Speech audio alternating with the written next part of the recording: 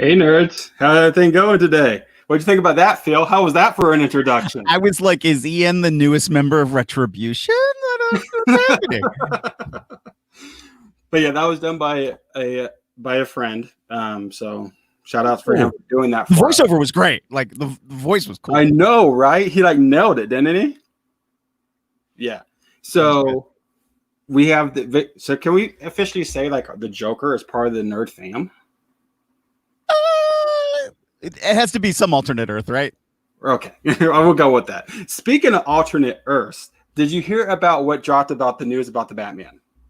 In which respect? Because I've heard a few. Like now we're gonna have multiple franchises with multiple different Batmen. Right. So there's going to be two Batman running simultaneously, which we kind of knew. Right. The fact that you're going to have Robert Pattinson's Batman with which Walter Amada, who's the head of DC Films, said in an interview recently that he classifies that as Earth 2 Batman.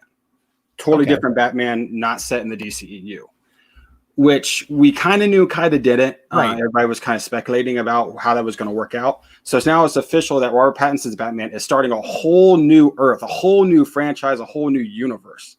And that the DCEU Batman proper, Ben Affleck's Batman, is going to be recast. And that Batman is going to go forward, continuing with the DCEU proper. So Earth Prime in comic book language. Which, that version I've now heard a couple different branches of what could be happening. That it's going to be, no, Affleck is going to return. That he, things have happened. Time has happened. The pandemic has slowed some things down. It's given time for everybody to take a breath and go, you know what? Let's just keep moving forward. I've heard complete recast, somebody else entirely. And with the news about Michael Keaton being in the Flash movie, that maybe Michael Keaton might be stepping in to replace and become the DCEU official Batman. Right, which is muddling the waters even more, I think, because they did. Walter Amada in this interview, which I think he did it. I think it was at Deadline. It's pretty easy to find. I think he did it with Deadline. He did not touch on Michael Keaton's Batman appearing at all. But it's been confirmed that it'll be Vulture and Marvel and Warner Brothers are doing a thing. We're finally crossing paths, like everything. Right. It's Birdman. He's coming in as Birdman. Right. Do you remember that comic where Wolverine and Batman like merged? Mm-hmm. Amalgam, yeah. Yeah.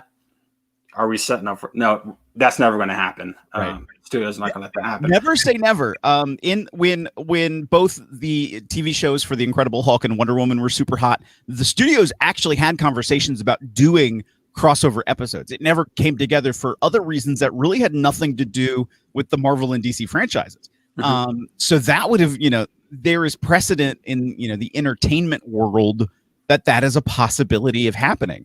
And with all of the different lawsuits that have come up over the years, especially with the rights to the Superman name and the usage of the character, well, that's brought up too. Well, what if Superman gets licensed for distribution by Marvel or by Disney, but it's owned still by DC proper? What would happen then? And that's been speculated about too, to a certain degree. And I think we're not there. I think, if that was to be coming, we'd be hearing major whispers, more than what we were hearing about a year ago. And I really think the pandemic has changed the tone of a lot of things. Though I'm not going to lie, the other day there was a major WikiLeaks dump, of something like 20,000 more articles.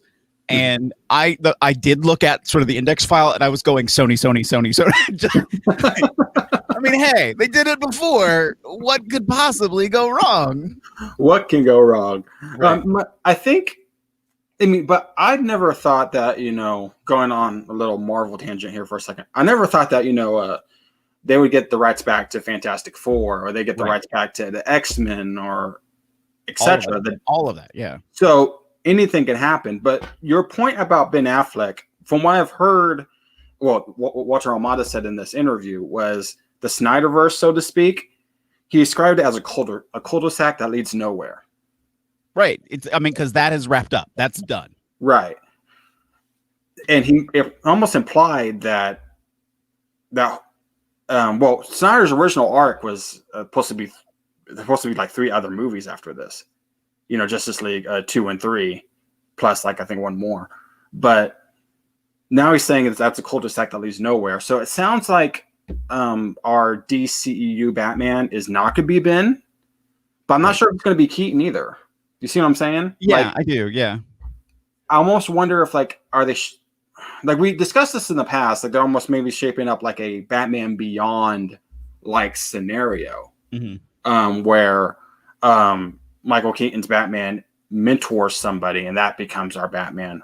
I think we speculated in the past that Batgirl was the way they're going to go, Batwoman, right? Barbara Gordon, but I'm not. Yeah, I think you're so right. I think they've muddied the waters so much we don't know yet, which is part of the excitement. Like what then could happen next. I think everybody was applauding HBO Max for making the decision, or HBO making the decision, and Warner Brothers to go ahead and put Wonder Woman on HBO Max starting on Christmas Day. And it's been to very mixed response. It's been very 50-50. It's either like you liked it or you didn't like it. And to me, I watched it for just what it was. I was like, this is a superhero movie. I thought I did think it sort of lost itself towards the end of the second act, beginning of the third act, and then tried to accomplish what a superhero movie does. Yeah. And so I don't think it ended in a bad place, but it also didn't set the franchise in any direction. It wasn't like really leading then to the next thing. It really did stand on its own 2 feet. I mean, I have my own take on like the Tobey Maguire Spider-Man 2. Me personally, I didn't like the movie. And part of the reason I didn't like the movie was because it very much felt like, they're just revving up for what's going to happen in Spider-Man 3. Or Wonder Woman 2 didn't do that. Or Wonder Woman 84, let's get it right. Didn't make me feel like, okay, then this is the lead-in for the next Justice League. This is the lead-in for Wonder Woman 3. It stood alone. Yeah. By the way, you bring up Wonder Woman 1984. I just saw that today, like literally. Okay. And I'll do my review later as far as on my channel, but I will say thumbs up as an early review. I loved it. And going into that, there's all this hate on the internet for the movie right now. And I'm not going to say I didn't see any problems with the movie, but I'll talk about that more later, obviously. But overall, I liked it. And it sounds like you liked it too. But I mean, yeah. I think of like when the CW television DC universe brought in John Cryer to be Lex Luthor, and there was sort of this 50-50. We hate him, we love him, and I was like, to me, that's applause. Like you don't have this middle field of like, well, I don't really know, this. Like I like him, I don't like him. I'm like, that's the best you're gonna get in today's social media age. So like if that crowd is really split 50-50, we like it, we don't like it, okay. I know Patty Jenkins has said she will not return to direct a movie unless it's going to be released in theaters. That's her preference. At the same time, it's the current age we're in where you're not going to get the population in movie theaters right now. No. Could it be open then, if and it's not going to happen just scientifically and what's happening with the response to COVID-19. I was about to say, what if then we get everything back under control and by summer we reopen more theaters again and re-release it back in theaters? And I was like, no, that's not going to happen because one, they've backed up so many other things to go into the theaters this summer. Yeah. And then two, the pandemic's not under control. It's not going to be under control until 2022 at this point. Like, I'm just going to call that spade. I'm sorry. We're a year away from good implementation of the vaccine to be effective in a population with good, strong herd immunity. So, yeah, we're not going to have theaters until 2022. I agree with you. Yeah. Unfortunately, I mean, everybody's like, hey, 2021, everything's great now. Unfortunately, when it comes to theaters and stuff like that, I think we have a long way to go. Yeah. And also, I think, COVID is like the flu. It's going to mutate. It already has, stuff like that. So I think this is something that we're going to learn. I hate to, everybody says the new normal, and I hate to say it that way, but somewhat. It's the temporary normal. Like people do get freaked out when you say new normal, because then that makes them think, oh my gosh, this will be now the pattern forever. And it's like, no, there is an adjusted temporary norm that we have to get by, to let our businesses run, for us to stay healthy. And then in a year, it's gonna patter out. by the amount of people who have gotten it, by the amount of people who've gotten the vaccine, and we've built up that herd immunity enough that finally we can kill it. And I don't know. I'm going down a whole path that maybe people don't want to talk about because it's gotten so politicized, and it's like I'm just talking about the science and numbers. Don't kill me, please. But it's when you just look at it, just seeing how things are going, it's unfortunately the way people are responding to it, thinking about the vaccine, all that stuff. It's gonna be a while longer. I agree. But to wrap up about far as Batman goes, I did want to ask you on the second half of this question here, who will take over for Ben Affleck if they're going to recast? That is Matt Damon. Which in one way I'm joking about it, and the other way I'm like, that would actually maybe be good as a why, like I would say a middle-aged Batman. He would be like, he's in the right age bracket to be that Bruce Wayne, bringing in somebody younger, or maybe he's already had a Dick Grayson. Or you froze. Oh, there you go. That's why I waited to finish. But do you maybe make Matt Damon Jason Todd, or do you make him like Robin, and have him take over? Like that's where I'm going with the Jason Todd angle. I gotcha. Like a deflected Robin, and he has to come back, and he has to. I really would not mind at all if they did a standalone Jason Todd movie. I'm gonna totally mess up his name. I have to look it up. From Supernatural, like just Naturals? Yes. Thank you. I was like, I had his name crossed in my brain. I think he has been trying to position himself, and fans have been trying to position him as Jason Todd for years. Yeah. I think if there was a standalone Jason Todd movie, I'm all for it. Like, give it to him and let him run with it. Mm-hmm. If it does make sense in a lot of ways, do a Batman Incorporated, bring up a Dick Grayson. Mm-hmm. I don't know who it would be. Like off the cuff, I'm like, who would be that? Yeah, maybe breaking 30s actor that would be like, oh wow, he's that guy. I'm off the top of my head, I can't think of one. I'm sure there's like 10 that there should be that I'm just not thinking of. So I don't know. I'd have to give that one a little bit more thought. I did an article way back in February, and some things I had on the list was Armie Hammer, which because he would cast initially back when they were going to do Justice League in the 2000s, and Justice League Immortal. Yep. John Hamm. That's very true. He has that look. Who else did I say? I think I had. I put a fun one in there. I put The Rock in there, but that was just because. Well, no, he's going to be Black Adam. He's going to be the DC universe, the anti-hero, but not in a comedic way like Deadpool. Like, but this was way back before they cast him as Black Adam in February. I gotcha. But yeah, Armie Hammer, John Hamm. There's so many people that could do it. Jason, what's his name? Not Statham. Yeah, that's what I was thinking. I mean, well, then again, we've seen many British actors take on an American role.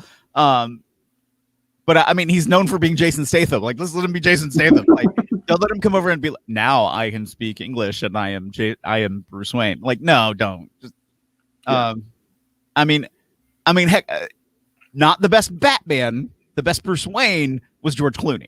And I'm not saying George Clooney should come back and be now Batman again. I'm just saying he was the best Bruce Wayne. But Michael Keaton was Batman. Like, if anybody, part of me is really leaning to more on the side of like, you know what? If you want older Bruce Wayne, let him lead in the next generation of folks. Right. I'm really not opposed to Michael Keaton returning as and being that Batman. Yeah. I think that's where they're going. I think it's going to be he's going to be the Batman. They're going to find a way to explain it in Flashpoint. You can explain a lot in Flashpoint. And then he's going to be training somebody to become the successor, whether it be Batgirl, whether it be a Robin, whatever the case. But that leads to my next question. Can they pull it off? Do you have confidence in DC Films? Do you think this is going to work? I think the biggest problem, and one of the things that we don't see, is what is the plan, and it has so far seemed very seat of their pants, which, opposite to Marvel, that I'm a huge Doctor Who fan.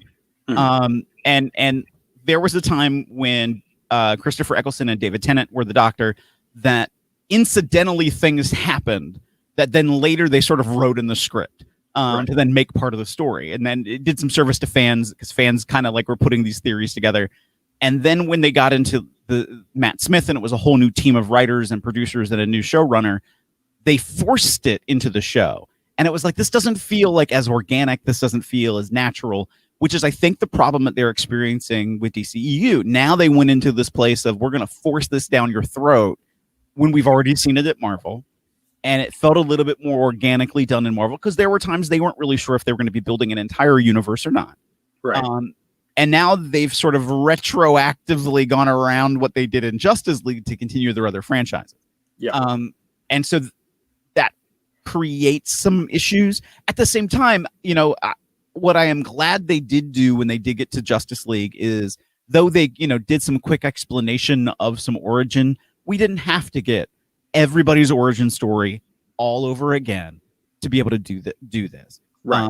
I mean, how many times can we see that here was Superman who came from another planet, here was Batman whose parents died, here was, like, we get it. We know their origin stories. We get that they're heroes, move forward in the story.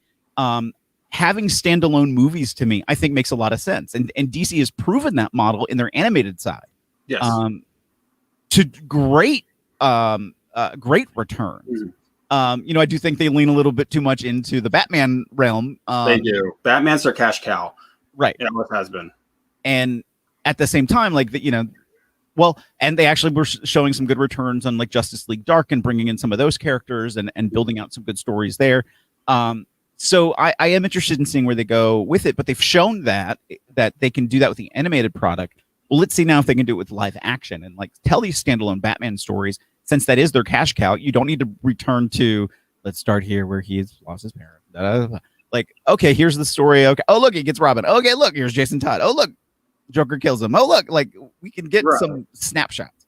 I guess my worry is, and it sounds like from what Walter Marla is saying, is you're going to have two Batman franchises running simultaneously. And to the average moviegoer, do you create confusion?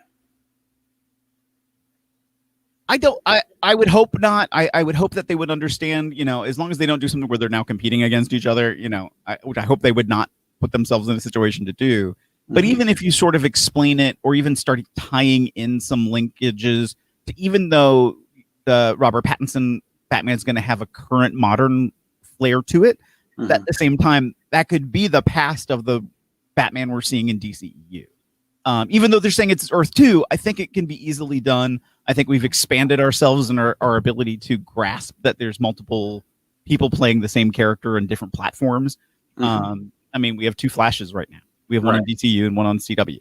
And they even acknowledged it. They even had, And there's, I'm really hoping for the payoff then in the return of Grant Gustin showing up in Flashpoint. Well, crossing fingers. We'll see. Yeah, seriously. That'd be awesome. But I think you're right.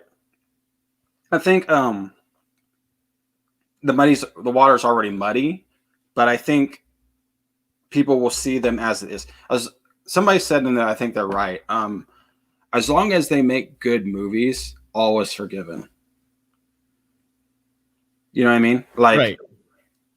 As long and I think, like, DC in some instance have done good with standalone movies. I mean, Wonder Woman, like it or the first one, and like or hate the second one. I mean, it's successful in HBO Max standards. So it's going to the studio, I think, is overall going to be happy with it. And then you have Aquaman, which made $1 billion. So I think, in their Batman, obviously, but I think the point I'm making is they have characters other than Batman that can, carry the load, that can carry the weight. I'm not saying they're going to be they can be another Marvel, because I don't think that's going to happen. I think Disney caught something in a bottle there. You know what I mean? I don't think you can duplicate their model, and I don't think you should. But I think DC, as long as they don't like get like antsy and scared like they always do, and like one negative review makes them totally change their direction, and they stay course and they have a plan. Like I'm hoping like somewhere in the DC films in Walter Hamada's office there's a board and there's actually you know what I mean, right. And they're not just like, let's just see how this movie goes and then we'll decide what we're doing next. I hope that's not the case. I hope there's some sort of plan to this. Speaking of a plan, not so good plan, but a plan. I don't know if you heard about this. Ray Fisher says he's no longer Cyborg. Well, he's no longer Cyborg as long as Walter Hamada had anything to do with it. I did see that. How do you feel here? I mean, it is still outside of because I'm trying to remember, like, he made some general statements. He didn't get into the very specifics of what happened, and the Warner Brothers made a statement about, you know, we've done an investigation. There's going to be more work to be done. They also didn't provide specifics about what they were going to be doing next. Well, so we took remedial action, but they didn't. Right. And that we have more work. I remember the comment, and we have more work to do. So it's like, well, what does that mean? You care to share? Right. And so I understand where Ray Fisher is coming from. At the same time, I don't understand where he's coming from because I don't live that life experience. And two, he hasn't said himself the specifics of what happened, other than there was these general moments of disrespect, the feelings amongst the crew, watching things that happened. But I get it. Like, you want to kind of balance it. And I think, you know, he's gone on this limb to be like, things went wrong.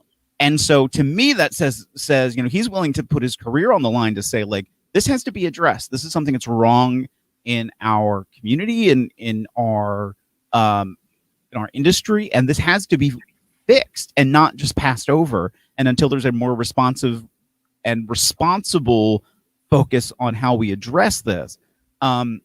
I can also imagine, and now this is just from what I've heard from other actors, this is not a Ray Fisher specific comment, but from other actors who are so CG'd in a character and really want to be that standout person, there might also be that sense of like, well, look, I was 1/4 of my face was me and the rest was this CG'd version of me. I want to be in this role where I can stand out more. I can also potentially see that. I think it says something that he was willing to do the reshoots for Zack Snyder, and to be able to do those additional filming. And that, because part of me is like, it's not a reshoot if you haven't ever filmed it. Sorry, there is no Snyder cut. They're making the Snyder cut. You can't have a cut. It's like I have a pie, and you go in the kitchen like, I want a piece of this pie, and you're like, oh, the flour's over there, and the sugar is over there. Right.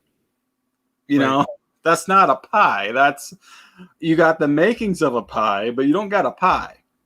You know, people are going to hate me for bringing him up because it kind of gets under people's skins. But John Campea, I don't know if you're familiar with him, but he constantly said this whole time, he's like, you got apples in the bag, but you don't have an apple pie. You have apples in the bag. You got stuff to make the pie. You just don't have an apple pie, which take that with how you want to take that. Yeah. But as far as Ray Fisher goes, I totally agree with you. Like, we don't know enough on the outside looking in to really judge anything. I do know Gal Gadot, how your preference to saying it, was interviewed in this process. Wonder Woman was interviewed extensively in this process. She's gone on record to say that. And so I think that shouldn't be taken with a grain of salt. The fact that they interviewed her, you know? So and Gal Gadot, I literally just put up a video of her pronouncing her own name. It's Gal Gadot. Gal Gadot. I always said Gal Gadot, so I was wrong. I thought it was Gal Gadot too. So when I watched that, I was like, so, and you know, Ray Fisher, a little bit, I've seen him as Cyborg. He was an okay Cyborg. He was a good Cyborg. Yeah. I like that. But I will say this: that any actor is replaceable. Yeah. I'm looking at you, Terrence Howard. Ooh.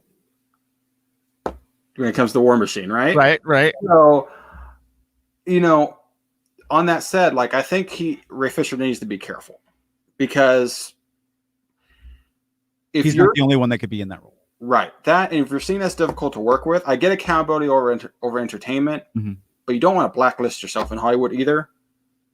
And Hollywood is, and you probably can speak to more of this than I can because you've been in a couple of movies. It seems to me like it's a smaller circle than you think. Well, like, so I also recently watched through HBO Max the Fresh Prince of Bel-Air reunion. Right. And they have this very candid interview with Will Smith talking to Janet Huber, who was the first Aunt Viv. And that things that, she didn't disclose her personal life with the people she was working with. She was an abusive. What she said was that she was an abusive relationship, that she felt that she got pegged by Will Smith and the production as being difficult to work with, and that she got fired and she was never fired. They offered her a contract that she said, I'm not going to take a contract for lesser pay. And that it had been translated to her that Will wanted her gone because he perceived her as, well, I'm misstating a little bit, because she sort of questions him, and he doesn't really defend himself well, I will say, about like that he had a hand in maybe letting her go, but that because he makes this statement of that he felt like everybody was a threat to him. He was super young. He knew he was sort of naive to some things in Hollywood, and that everybody was a threat to him. Right. And it was like I said, it was very candid, very apologetic, and it was like, the intention was not there to do this, that, and the other thing. And Janet Huber was like, I was a dark-skinned woman in Hollywood who was I was difficult to work with. And how well does that work for anybody's career? Right. And so she felt that, especially for her, that was a very hard thing to come back from. Because at the same time, Will Smith was being poised to be that guy, the guy he is today, that we know Will Smith to be.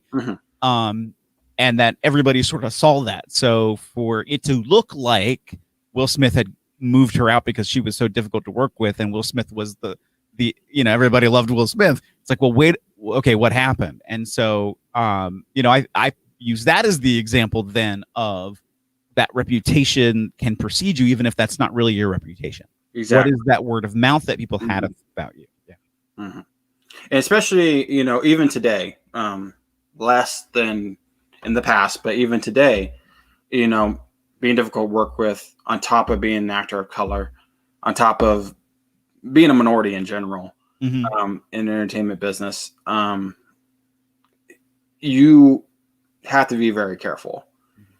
Which sucks. Like, it burns at the fiber of my being that that happens. Yeah.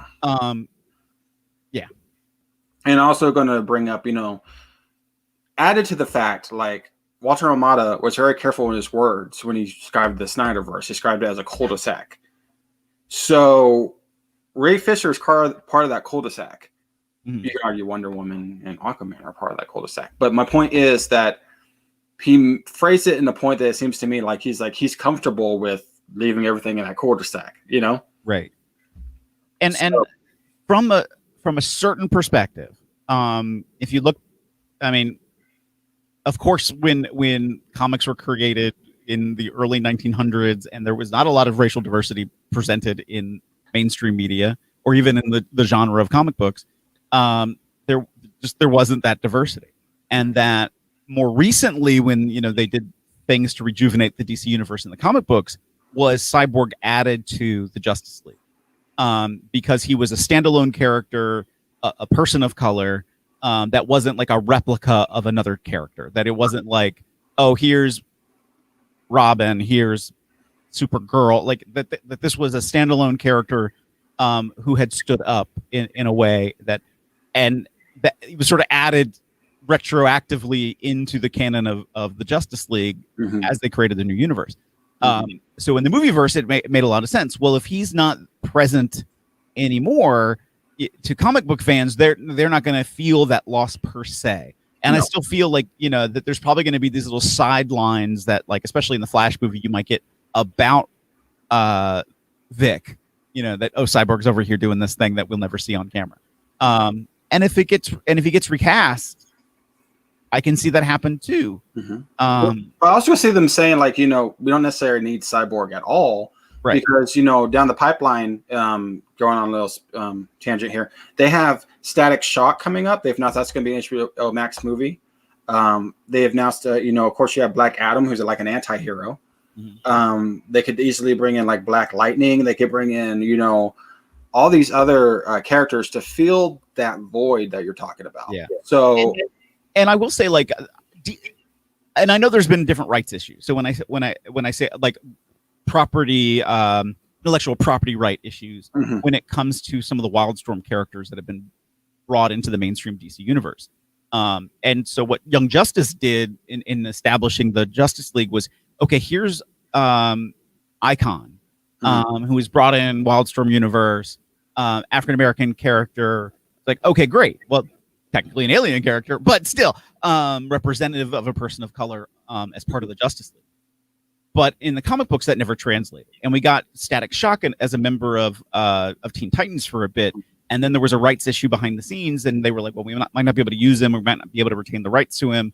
And so he leaves the pages of Teen Titans. And so I don't know really if that's part of the issue of why come we haven't seen Icon. Is it because his powers are too similar to Superman? Like, is that it? Yeah. I mean, you have a black Superman in the comics. You've had that, had that for a while.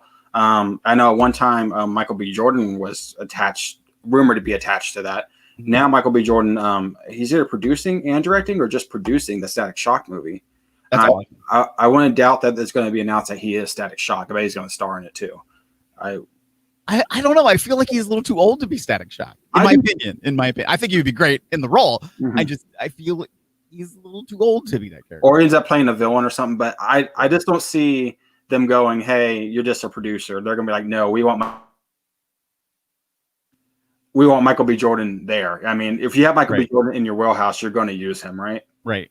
I mean, the one hope that could also come out of this too is, I think really the success of last year's Crisis mm-hmm. really said a lot about the power that the television audience really has to understand these actors in these roles and these mm-hmm. characters, and then translating them into the movie properties. Why aren't we picking up a little bit more from some of that? I'm very hopeful as HBO is picking up the Green Lantern series that we're going to see Diggle become John Stewart. And it's going to be Diggle. I almost I can bank on it that Diggle is going to appear in that series. Happen. And then also with the new, I think it's being called Lois and Superman TV show that's about to come out. Mm-hmm. Well, Diggle's moved to Metropolis. So are we going to see any Diggle and Superman? And then, at the end of Arrow, one of the last scenes is him holding the box with this mysterious green light in it. So I'm hopeful too that, we're going to see John Diggle as John Stewart, Green Lantern, and crossing over. And you know what? He's powerful enough. I would love to see him in the movie. I would love to see him be that Lantern that steps up and be like, well, it seems like here. Well, it seems like there's, and it's kind of changing now a little bit, but it seems like, correct me if I'm wrong, because you'll be a little bit familiar with this. There's a divide in the sand between a TV actor and a movie actor. In many ways, yes. So, as much as I'd like to see Grant Gustin actually this more than just a one-off appearance appear in a movie, mm-hmm. I don't think it's going to happen because I think he's labeled a TV actor. Same thing with Diggle. Same thing with even Stephen Amell even coming back as Arrow in the movies. I don't think that's ever going to happen because they're TV actors. I think it's okay for a movie actor to appear on TV, but you don't really see TV going to movie. Does that make sense? It does. And so I don't, as much as I want it, I just don't see it. Right. But hopefully. But one thing I wanted to mention is, for all my ladies out there, doesn't necessarily have to be Static Shock, Black Lightning, or whatever. It could easily be Vixen. Give me Vixen on the screen too. Which somebody in the comic section, correct me if I'm wrong, but I think they've discussed a Vixen series. I think that's on the table. Mm-hmm. I think it's animated, but I think it's on the table. Yeah, I was going to say, I thought I had heard something about that.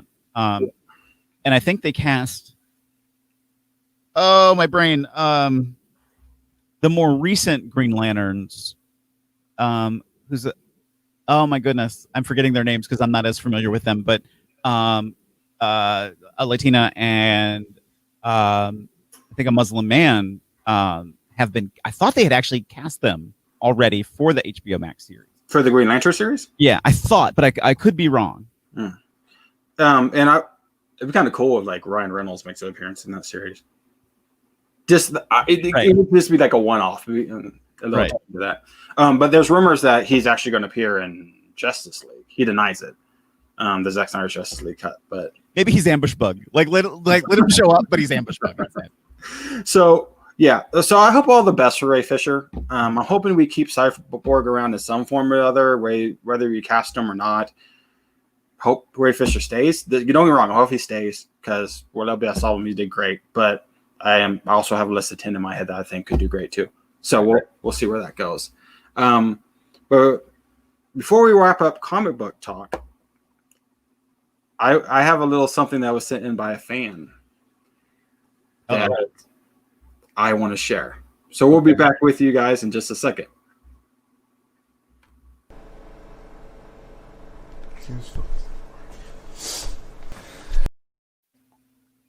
What's up? Oh, there you go. So yeah, thank you for sending that in.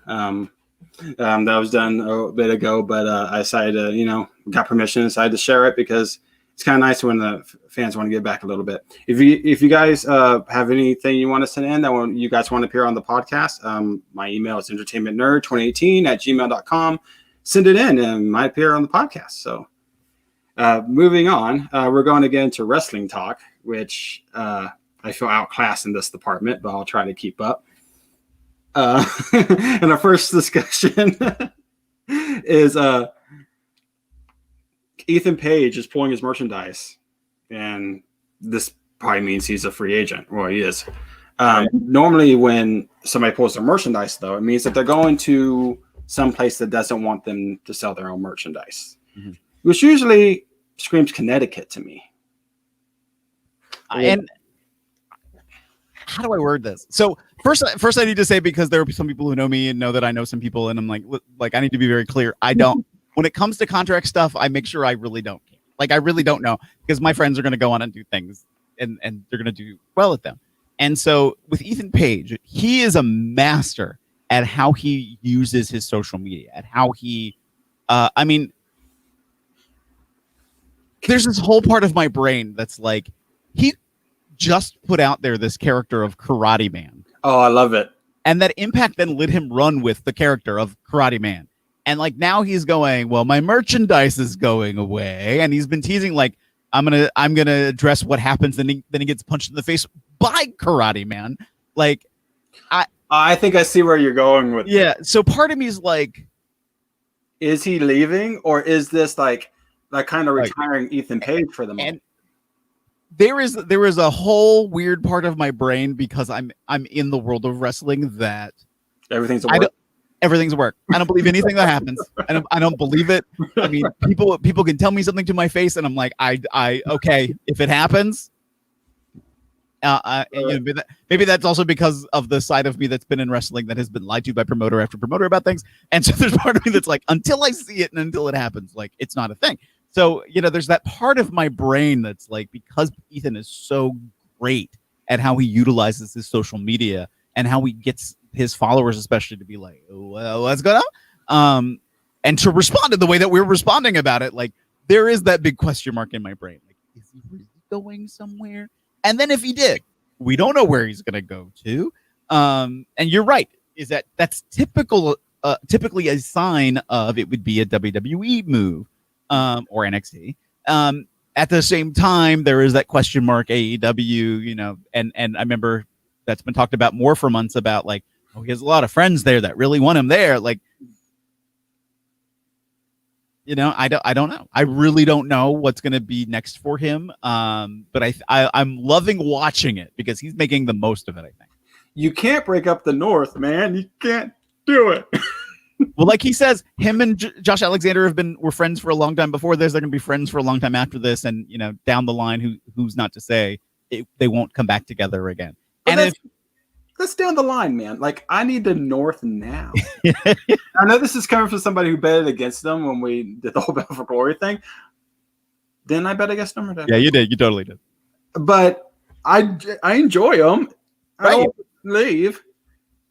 So and now we get Josh Alexander to stand out as a great singles competitor. And I hope they do that. I hope they do that. But I'm afraid they're going to do the whole thing. Well, he needs to be with somebody because he's the big guy. But I hope they don't do that. But so I have 2 thoughts, and I see where you're going, and I kind of agree with that too. My initial thought was WWE, but then my thought went, maybe you're right. Maybe this is just like getting rid of Ethan Page, and this is shaping up. Oh, the Karate Kid signed a multi-year deal to Impact Wrestling. Right. Karate Man. That's a Karate Kid. That's okay. Karate Man signed a multi-year deal to Impact Wrestling. Mm-hmm. You know, they very well could do that. It very well could happen. I don't know why they would do that because but stranger things have happened, especially stranger things have happened in Impact Wrestling. Right. Which we'll get into more about stranger things happening in Impact Wrestling a little bit later. But yeah, I'm a fan of Ethan Page. I'm a fan of the North. I'm a fan of the whole thing. So it's kind of like when the Rascals left. Like it's a blow. It is definitely a blow. But at the same time, you know, Impact has done well. I mean, Chris Bay in this year has exploded at Impact. They are continuing to bring in more talent during the course of this year. I think Blake Christian's about to appear or just has appeared on an episode of Impact. Mm-hmm. It wasn't last week. I think it's this week. So like they are making some ways for other people to now step in. And I think that's great on Impact to show that they are willing and ready to do that. Mm-hmm. And I would agree. I'm hoping, and it seems like it wasn't that long ago that Ethan Page joined Impact, but he has had a sizable run. He's been there for, I won't say forever, but he's been there for a bit. Mm-hmm. So maybe it's, I don't know. Hopefully you're staying, Ethan. That's all I have to say, because I think you should. But on the news of Ethan Page becoming a free agent, we also got the news that Sami Callihan is not going anywhere. And my brain, just before you're about to transition, my brain was like, and you know, Jake Chris' contract just ended too, and so he's announced that he's also a free agent. And exactly what you just said, Sami has signed a new contract. And I had to think, because I was like, when did Sami tell me that he had signed his last one? And I was like, yeah, I guess it has been a couple of years already. And so, you know, I'm happy for Sami. You know, he has found an interesting role there. And people are so divisive about how they feel about Sami. You either like him or you hate him. Right. And there is that weird, you know, I remember Don Callis on commentary has said it, and Josh Matthews has said it on commentary. There is this weird cult-like following for Sami, whether you're supposed to like him or not. And so, you know, the fact that they've been able to establish that, to gather those fans together, he really did carry that title into the start of 2020. And prominently, he put the company on his back, kind of. Yeah. And so, you know, and to see his comments that he made, that, you know, yes, I re-signed, and, you know, my expectation is that in 2021, I'm going to become champion again. This is the company I made. And there is some truth to that. Mm-hmm. Very much so. He was part of that, you know, when Don Callis and Scott D'Amore took over, he was kind of the ones that was kind of the new flag, the new go there, along with, you could say not new, but Lionfish was put on Eddie Edwards, you know, Sami Callihan, you know, kind of that new guard, that new coat of paint, I should say. So I'm excited for Sami. I kind of, in the Talking Shop of Mania verse, I think Sami Callihan's dead now. That's true. What was it? Because him and Fulton were killed by the mysterious gunman at the last Talking Shop of Mania. That's true. Like a Who Shot JR type of moment. Right. But just say it. That means he's more exclusive to Impact Wrestling now. I mean, Johnny Bravo should be dead too, but we won't talk. That's true. But yeah, so I see the Sami Callihan, for lack of a better word, because it's going to make it sound like this is going to make it sound like a retirement home or something. But I think Impact Wrestling is Sami Callihan's forever home. Should I say? Okay. I think they're not. He's not going anywhere unless something big happens. I see this being a long-term partnership. Right. But what I think about, I mean, in the professional world, when people take a job, I've heard the term, oh, they're just taking this job to retire. They're moving on to that place that they're going to be at for when they, sign their last deal. And it's like, I don't think that's where we're at. Like, there's a lot more steam in that engine. You don't think it's his forever home? It could potentially be, and he's given a lot to them. They've given a lot to him. But that's not to say things wouldn't change in the future. And Sammy has been one of those guys that's been able to adjust to multiple situations. He was able to juggle at one point when he left NXT. He was juggling Impact, MLW. I had something else in my Lucha Underground, all at that same time. And not a lot of people were able to do that, even contractually. So he has that intelligence to do that. What do you know, Phil? What do you know? No, I'm joking. No. I don't know. Right. But speaking of partnerships, is this a forever partnership? AEW and Impact. Mm-hmm. Going back to what do you know, Phil? What do you know?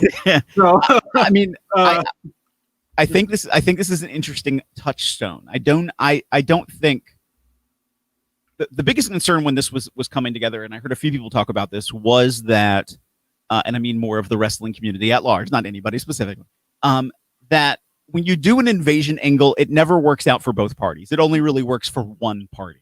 And that this really wasn't necessarily an invasion angle of AEW into Impact or Impact into AEW. This was the storyline of Kenny Omega and Don Callis.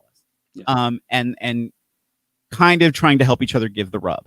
I will say before all of this, yes, I was aware of situations that had occurred with different people trying to advocate, hey, we should work with these other companies.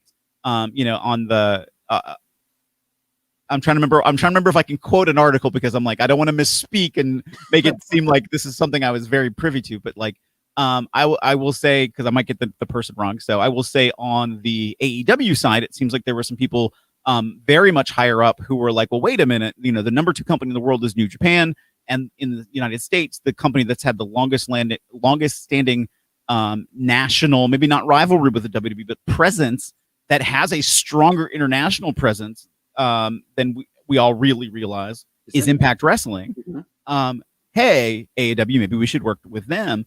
And then on the Impact side, there was plenty of those guys who know the AEW guys. It's not like they've never talked before, who were like, hey, this would be really cool. And since we have some of that freedom to work independent dates, work these other shows, and we've done events where, me from Impact has been able to wrestle him from AEW, why don't we do that on our levels, on our stages?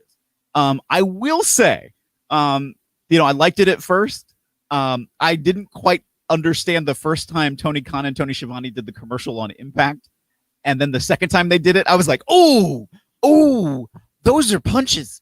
And those were kind of odd because those are snipery, like exactly. Yeah. And not only that, but like, I don't know, as Impact Wrestling, why you're cool with that. Like, I get like AEW are the heels in this situation, as Tony Khan and Tony Schiavone are the heels in this situation. Yeah. But my mic doesn't like me. Sorry, I'm playing with the mic at the same time. There's a difference between being the heels and just being dicks. Like, I don't know if you want to like bring that stuff. Part of me is like a little from column A, and a little from column B.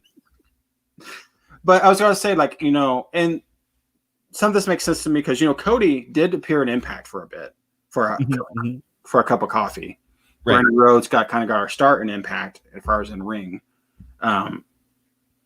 So there was a little bit of stuff there, and I don't know if that had anything to do with it. I saw this interview with Cody about why his a tenure in Impact lasted so shortly. And he said that Canadian Dick gave up my parking spot to, I think he said somebody, I forgot who he said, I think Moose or something, I don't know. Yeah. But speaking about Scott D'Amore, which I don't know if that's, once again, we're being worked there, but that was kind of funny.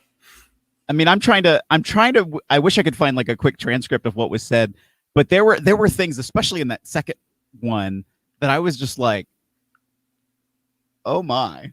And talking about Impact that being on a public access channel, and that's why nobody watches it. I was just like, oh my gosh, like what is happening right now? Right. Yeah, so I know there was something worse than that they're harsher than that they said, that I cannot remember, and I was a little like, I can't believe this is going to get away with it. And again, but the way they've built the rivalry, other than those commercials that may be a little too much, in my opinion, other than those commercials, there has not really been an AEW invading Impact invading AEW, but we are going to get now on Impact's next pay-per-view, right? We're going to get a crossover based on competition without putting anybody's titles at jeopardy, without putting anybody's reputation at jeopardy, because in a six-man, anything goes. Not anything goes, not in the rules of the match, but the rules are a little bit more open. So like if Rich Swann got pinned by Luke Gallows, like it's not going to make the world changing, oh my gosh, what happened? Or if Chris Sabin pins Kenny Omega after he takes a triple team maneuver, it's not going to diminish his caliber in that respect either. So, I think it's a safe space to be in right now. I would agree. And I think I'm hoping this like leads somewhere, and this is not just a hard to kill thing, and hopefully we're going somewhere with this. I hope so too. But I'm also worried.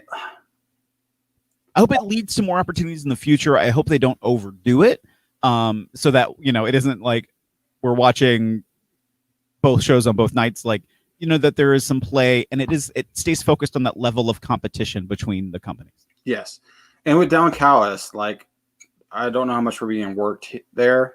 Like, because from what I hear is like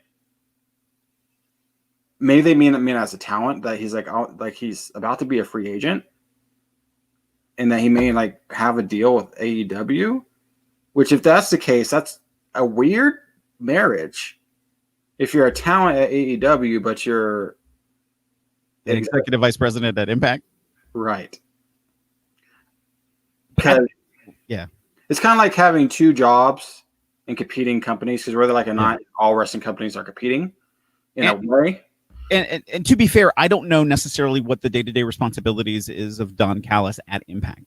I know when it comes to the coordinating of talent, that's under Scott D'Amore's umbrella. I know when it comes to the coordination of the production, that's under Josh Matthews' umbrella. So I'm not really sure what falls under the responsibilities of Don Callis. So if he's making a change, maybe it's a change that he's ready for or wants, because it gives another opportunity for him in some other ways. I don't know. I really don't know. Mm-hmm. It'd be weird, because to me, like just being an average person, I go, well, not your loyalties, but your time has to really go one way or the other, right? And because, I mean, here's to put it very much on the line. After that thought, do you have any response to that comment? I really don't, to be honest. I'll try to think of some really quick. But when you sort of put it on the line in this respect, and this is, I will very plainly say, one of WWE, NXT, Impact, Ring of Honor, and AEW for the last year, Impact has had the best caliber wrestling matches by far. Thank you. And that is not to take away from any of the talent that's anywhere else. It's just they have. The only thing that's hurting Impact right now is they are on a cable channel that is just less viewed. It's not in as many homes as the other stations. Right. They do have a great following on Twitch. But again, even those numbers together with their ratings on Access is not as high as the next tier up, which is going to be over next door at AEW. Right. But AEW has had, of course, a lot of the buzz. They're showing competition to WWE, but I use that in air quotes because it's not like they're pulling in the numbers that are trumping Raw's numbers and trumping SmackDown's numbers. They're not there in that tier yet. And can you argue that COVID has a lot to do with it? Oh, absolutely, absolutely. And because one of the things that's hurting Impact right now is that they don't have noise in their crowd because they don't have a crowd. Right. But when I compared the three when they didn't have anybody in their crowd at all and they just had matches going on, Impact was the best at filling the space with noise. Yes. Which helps you watch their product. Like I can watch through an Impact event without feeling like I need this crowd. When I was watching WWE and I was struggling to pay attention because there were times if the wrestlers weren't making noise, the commentators weren't making noise, and nobody kind of knew what to do to fill that space, and it just left it so dry and empty. And I can't remember if it was a Raw or SmackDown or what episode it was. I remember just sitting there like, I can't take this. Like, so as for any Jerry Jarrett stories, nothing personal, nothing on a personal level. I have directly never done anything to work with him. The only one I can think of is that he was really trying to help.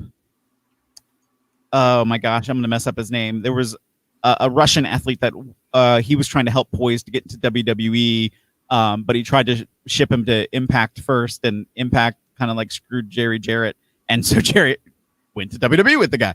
And then I still think he kind of got the wrong end of the stick on that one. I think that might have been it, but I don't remember enough of the details about like what went wrong in my brain. So I really don't have any Jerry Jarrett stories. Have you worked with any legends and have a great story about a like legend or a Hall of Famer or something? Oh my gosh. I mean, I've been very fortunate over time that I've worked with a number of them. At MCW Pro Wrestling in Maryland, we brought in Sting for a meet and greet opportunity. Was so kind to everyone there, and we're doing our locker room meeting. And typically, when we bring in a name from the outside and they're doing their fan meet and greet experience, they're a legend. They don't need to hear like the rah-rah speech for the locker room. Right. And he walks in and he kind of came in behind everybody and he stood there and just was so polite and just listened. And then we wrapped up and the promoter looks over and sees it, was like, oh my gosh, I totally didn't realize he's here. I want to say thank you, a very special thanks that Sting's here with us. And someone in our locker room like had this gigantic mark out moment, which you're not supposed to do. Mm-hmm. Like my acting life and your wrestling life, you're like, that's not where you're supposed to go. And starts doing the Sting woo. Are you serious? Yes. And I was like, oh my gosh. This is... and we're all like, okay. But he loved it. He was so nice about it and just took it in. And was really, really cool to work with. I was thinking about this the other day because I'm pretty good. I've learned over time, those moments that were like I break character or like my face can't keep it in. Yeah. And the worst time I've ever had at that is at MCW Pro Wrestling, I'm the general manager. Right. So I'm in the middle of the ring and I'm talking about something important. I don't remember what it was, but something important in the moment. And the next thing I know, I hear on the microphone or the speakers is, "Excuse me." Are you serious? And out walks Vicky Guerrero. And I am grinning from I can't stop it. Because it was just so in the moment, and it was just so like, this is amazing. Like you were expecting it, right? I knew it was coming. Okay. But for some reason in that moment, I couldn't reel it back in. And I was like, you know what? I'm just gonna roll with it. Like we're like, oh my God, it's Vicky. That's awesome. That was the only time. Like I have worked with I've worked with Michaels at events and Ric Flair.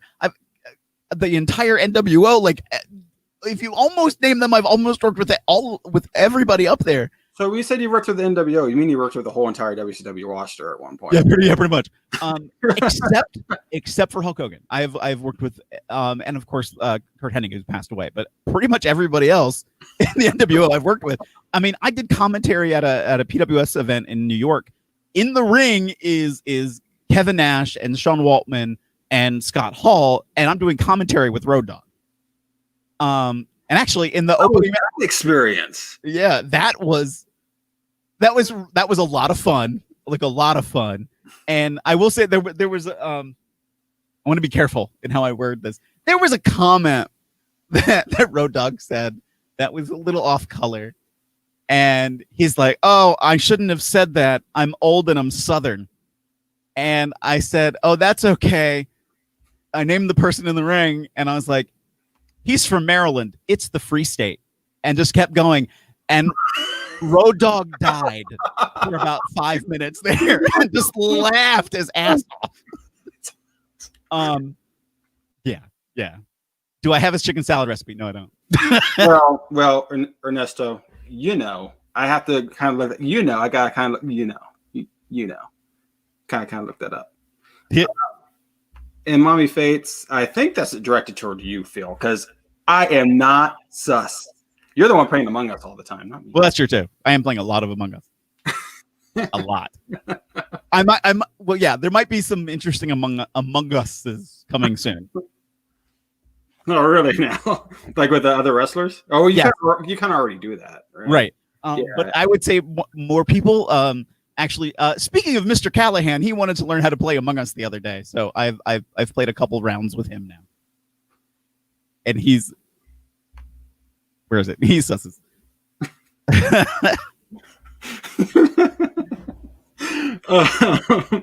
Ernesto is actually on part of the Nerdy News Happy Hour team, who I do a podcast with once a month as well, Phil. So gotcha. That's him showing love right there. And a wrestling fan from what I know. So one of these days, we, if it's okay with you, we have to have him on with us and let him like quiz you or something on your wrestling. Awesome. Moving on to our last wrestling topic of the day. Well, second to last. Is Eric Rowan appearing for AEW in the future? ? He appeared on the Brody Tribute show, and people are wondering if this is a one-off or if Big Red's going to come back. I mean, I'm curious. I don't. To this, I don't know. I don't have any inside scoop on that one. I just saw something that I think it was from Ringside Inc. or something that allegedly it was just a one-time deal for the fact that Brody Lee had passed away and to honor Brody. And I don't know. I really don't know. I would like to see more of him and what AEW could possibly do with him. I think, Miro's turning that corner in AEW for how they are using him differently. What would they do with an Eric Rowan inside of that same sort of set? I've had that moment of like, what are they going to do with like the Dark Order in AEW? Are they going to, just say, okay, Brody's passed, we're going to move on? Are they going to put somebody else as the leader of that? Could Eric Rowan step in as that leader? Could Adam Page step in as that leader? -1. Right. And at the same time, he's still a kid. Like, that's a lot of pressure. And just after your father has passed as a child, that might be a lot of pressure to do in this moment. But I don't know. I really do not know what they have planned. We'll see. I think we'll see what happens in the future. Respectfully, doing -1 would make sense. I know they signed him to a contract, but I'm pretty sure that's more of a like, we're going to be helping this family. We're not going to let you guys. It's more symbolic than anything else. I know they made him -1 the last TNT champion, or they made him. Well, it sounds like they made him last TNT champion because they said he's TNT champion for life or something to that effect. They clarified that after the fact that they are retiring that specific belt and will be remaking a new looking title and continuing the TNT championship. So that specific belt is retired. And it's funny because like even though I know it's -1, whenever I see it, I'm like, I'm not going to call them negative. I'm going to call them little one, and I'm okay with that. Yeah, -1 kind of demeaning a little bit, isn't it? But at the same time, I don't even know how old he is. Like, has he even reached double digits? Like I get it. But yeah. Ernesto, also known as Uncle Black, says old school wrestling is where his mind's at. Okay. Which I'm sure how old school we get here, Uncle Black. Are we talking about like back when Abraham Lincoln was like putting on the tights, or are we talking about like Junkyard Dog? Are you talking Attitude Era? Because you have to realize that's old school now. Like, but on Eric Rowan, like I hope that he does come back. I think he's a good talent. Mhm. I think it's sad that it'll be in the situation it is, unless this was planned and this is a sad turn of events. Like this was planned all along, and they decided just to rush the process because of What happened? Brody Lee's passing. But because him joining like the Dark Order and having Brody Lee and Eric Rowan back together would have been cool. Or even seeing them feud together would have been cool to see as well. So yeah, that I don't know if there's any, as a wrestler, somebody in the community, was there any sense of health issues or any sense of like this may happen? No, they really kept it super close to their chest. And when I first heard about it, when I first heard about it, somebody asked me to check on someone in particular, and so I called that person. And then my brain, I was like, I know somebody who was really close with him, and so I called him, and just was like, you need to be aware of this, and just heads up, this is going to be announced later, and just and it's hard. So nobody, they didn't know, they didn't have an inkling, and the two things that came to mind was the storyline injury really develop into a real injury? Was it COVID? Until then later, of course, it got announced that it wasn't. But those were sort of the first two questions. But at the moment was really about like, oh my gosh, he's gone, and the shock of that. And so the fact that they were able to keep it under wraps says a lot more to me about the character of the people at AEW who did happen to know and were able to keep it under wraps, that it didn't leak out, that his wife has been able to speak up and say, that Tony Khan has really, is taking care of us. The whole AEW family has been taking care of us as best as they can right now. And so I'm, seeing that makes me feel really appreciative of what that company is doing for their own talent and their own people. And that, I think, says a lot about them as a company and how they're going to move forward in the future. I agree. It's instead of the big fight field, we got the big family field, right? And I'm okay with that. Yeah, I really like the whole negative one. That'll hold at the was it a kendo stick? Yeah, the whole kendo stick thing, that was really cool. MJF deserves it every week, once a week, if not twice. Trying to see if Uncle Black is responding to us as far as like what he means by old school. I think he's calling you old. I'm joking. But I want to finish off the night by saying that all wrestling deaths hit hard, because when you're a wrestling fan, if you're one like me, which I'm assuming a lot of people are, these people are in your household. These people are on your TV. You grow a connection there. Mm-hmm. Just like you grow a connection to a favorite singer, or they become part of you. Mm-hmm. And so thoughts and prayers out to Brody Lee's family, and thoughts and prayers out to his friends as well. Absolutely. I want to wrap up tonight by talking about you, Phil. Talking about what you got coming down the pipe. I know you had the wrestling calendar still, right? Yep. We're actually working through some technical difficulties that have happened on the site. It's something to do with the coding that hooks it up to Google Maps to be able to do some of the geographic location searches. Right. Currently working on that to try to get that fixed. So right now I'm keeping the listing of addresses or listing of events both inside the system and manually. So I am still sending it out to different websites so people can be informed about the events that are going out there, even if the webpage is having a little bit of a moment. And I'm super hopeful. Then I talked with the webmaster a bit, and he has some wonderful plans to continuing to modify wrestlingcalendar.com for the future, to add in more features. I think as the pandemic has shown, there's so many promotions out there that are pushing their content on so many different platforms, whether that's Fight TV, IWTV, through YouTube, through Facebook Live. So there's more ways than getting a live ticket to be able to watch events. And so to be able to showcase that, we've talked a little bit about that. There's already a rotator that's showcasing wrestling profiles on the page too, as well as other people, not just wrestlers, but promoters and crew and other talent, to be able to platform them in a way. And so I'm interested in seeing where he wants to take the site to next, because he has that brain for the coding element that I do not have. And so I'm really excited for what's going to happen next. This coming Thursday, I pick back up doing the Independent Wrestling Party, which I might rename. There is a possible renaming I might do for it. But the Independent Wrestling Party every Thursday at 8 p.m. that kicks back this coming Thursday. Really excited. I know I'll have at least action from Kapow Wrestling, possibly Wrestling Revolver, and a few other companies that I've reached out to. So I'm really excited to move forward in the new year with all of those.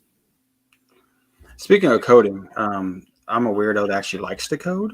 So when you said coding, like my eyes just lit up because it's so much fun. So if you ever check out Wrestling Calendar, I can't wait.